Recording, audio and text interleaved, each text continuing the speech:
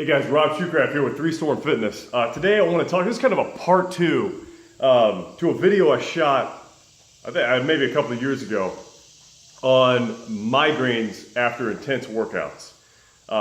Just about I've been getting migraines for a long time, I don't know, 15, 20 years, maybe longer than that, I don't really remember exactly. But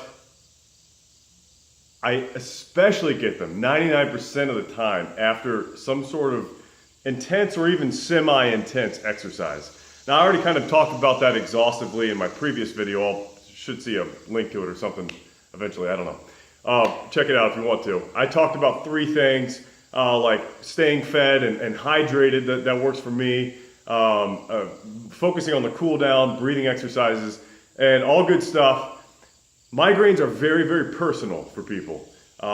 So I'm not an expert on it by any means. I've just done a lot of homework on it because if you're watching this, you probably get migraines. You know how frustrating they are, and you want to do everything you can to get rid of them. So you kind of got to experiment with yourself. What works for me might not work for somebody else. It might even cause a migraine. I don't know. So just proceed with caution. I just want to kind of share with you some things since that first video that I've been doing to improve my migraine prevention even more. I have not gotten a migraine in 3 months, which is huge for me. I used to get them on an almost weekly basis at one point because I just didn't know what to do. I didn't know what was going on. I had no routine to help prevent it. I do like 6 different things now every time I work out. I almost feel like a baseball player with like a bunch of superstitions that he just does it before every game. I'm gonna have like Joe Boo here in the corner soon. Whatever I need to do to stop migraines. Anyway, so these are gonna be a couple more things. First off, the trigger, migraine trigger. For me, a lot of the symptoms I have seem very similar to tension headaches. Now, tension headaches are not migraines in most cases from what I've read. And a lot of people, they can be just as painful and just as annoying. So it doesn't really matter what you call them. If you get them after you work out, then it sucks. Either way, you gotta do something about it. But the reason I think I have migraines is, first of all, my doctor told me a long time ago, based on the symptoms I get. Another reason is I get that aura, that visual aura, about 30 minutes before I get it, which it's kind of a blessing and a curse at the same time because I know I can pop some medicine if I get that aura and kind of get ahead of it a little bit. But I get that aura, which is, from what I understand, unique to migraines. And it always seems to be a trigger. And for me, so it's exercise. That's the common denominators after exercise. But it's after I'll catch some glare of intense light. It could be from like a camera flash, which is why like some people take my picture after I do like a bunch of burpees or something. I'm like, no, I'm gonna close my eyes. I'm gonna be blinking all the time because I don't want to get a freaking migraine. Piss off. Excuse me. It's very personal to me. Anyways, or sunlight, like if I'm driving, I'll get like catch some glare off of a hood, and I'll get that blind spot that you normally get from the sunlight, but then it stays and it turns into that aura. It's weird. It sucks. And then I get a migraine later. So this is gonna sound like a no-brainer, but I never used to wear sunglasses. I wear sunglasses all the time after hard workouts. I usually wear them for about 3 or 4 hours after a workout.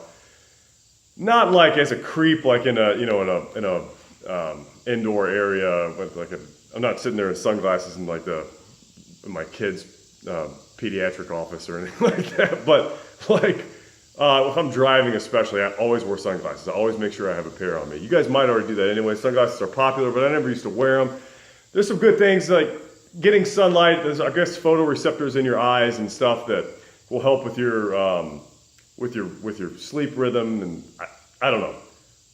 If I got to look at it though, getting a little better sleep, which is super, super important. I'm not trying to discount that, but not getting a freaking debilitating migraine. Yeah, I'm going to take the one that's going to prevent the migraine. So I started wearing sunglasses. Nothing special there, but it seems to help. Get ahead of it. You know what your trigger is, prevent the trigger from happening. It's just like a basic defense setup. Just stop that trigger and the migraine shouldn't follow, hopefully not. Another thing, this is kind of what I was talking about with the tension headaches. I talked about this a little bit in a video. Again, I'll try to link to it. Where I was talking about getting neck strain on days after overhead pressing, especially, or back squats where you're really locked in place. So this is something that I've talked about in that video, but it's also something that I went to a massage therapist. I tried him out. Friend of mine, Logan Black. Shout out to Logan. And I was like, hey man, you got an opinion on migraines? I'm always looking for information. And he said that he doesn't get them himself, and he's not an expert. However, he knows that most people feel like a really deep tension in their occipital area, these kind of the base of your skull. Let me see. You can see my bald spot here. The base of your skull back here. Those two kind of global muscle groups. A lot of tension, which is again with the tension headaches. But for me, I feel he pressed in on it real hard. And he's like, does that feel like a migraine to you? Does that have the same kind of like feeling? And yeah, it's like that. It's almost like, it almost just makes you want to puke. I don't know. You feel the tension obviously back where he's digging the thumbs, but you kind of feel that it's like a deep feeling just through your whole body and obviously your head. So tension headache or migraine, again, whatever the heck it is, let's try to do something about it. So I've been doing these after a tough workout, especially something with overhead pressing or squats. And I'll take, this is something originally got from, I think, Supple Leopard, Kelly Starrett.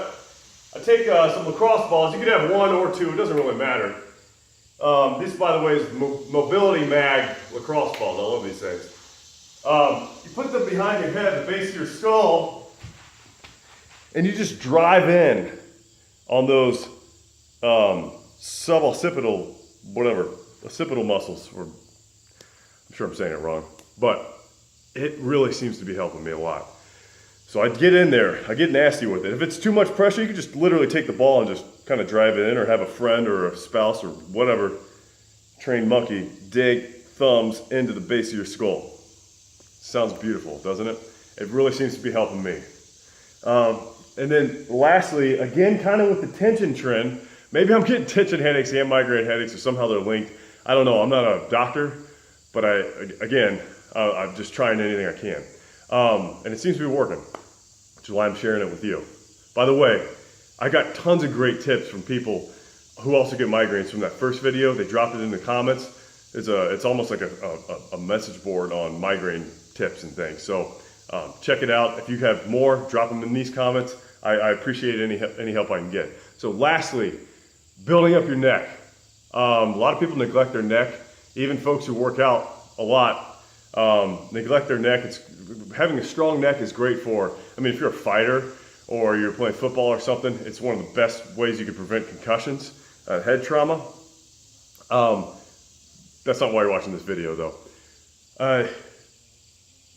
Yes, no's. Something as simple as yes, no's. There's iron neck device, which is like kind of the high end. It's like basically a yes, no on steroids. I wish I had one. I made a DIY iron neck a while back. That works pretty well, but really just something anybody can do is yes, no's.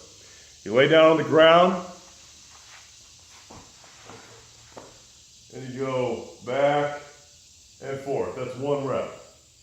2 reps, full range of motion. That's a no. Then you have a yes, you're tucking your chin. Don't just put your head forward. You're not doing this. That's gonna hurt your back. It's gonna cause lower back pain as well. You tuck your chin and you drive back. Tuck your chin, drive back. I do somewhere around 100 of those now, but when you're starting off, maybe 25, 30 of each, you're gonna feel a lot of tension. It's gonna feel weird. You're gonna think like, why is this gonna be helping? I would think this would make it worse because you're gonna have such a pump in your neck. And it's not gonna give you a huge neck. If you're a girl, you're not gonna have like a 21-inch neck. Don't worry about it. But my range of motion in my neck has never been better ever since I started doing those things religiously. Like, I used to get catches in my neck all the time, and forget headaches, it would just cause me, it's literally have a pain in the neck, and it's a pain in the butt. So I've had great range of motion from that. Try those things out, guys. Let me know how they feel for you. Again, sunglasses, wear your sunglasses at night. Little Corey Hart?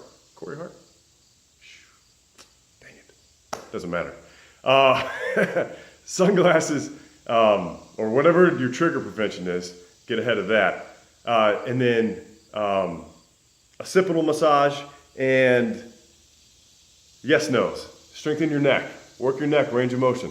All right, guys, have a great day. Rob Shoecraft, 3 Storm Fitness. Please subscribe to my videos. Adios.